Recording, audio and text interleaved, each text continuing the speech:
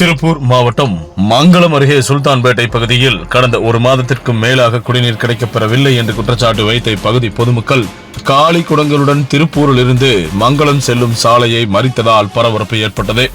தொடர்ந்து விரைந்து வந்த மங்களம் காவல்துறை ஆய்வாளர் மற்றும் பிடிஓ மற்றும் இப்பகுதியைச் சேர்ந்த முக்கியஸ்தர்கள் மற்றும் மங்களம் அதிமுக நிர்வாகி மகேந்திரன் உள்ளிட்ட பொதுமக்களிடம் இன்னும் 2 தினங்களுக்குள் பிரச்சனையை தீர்த்து வைக்கிறோம் என்று உறுதியளித்ததை தொடர்ந்து தற்காலிகமாக இந்த போராட்டம் கைவிடப்பட்டது.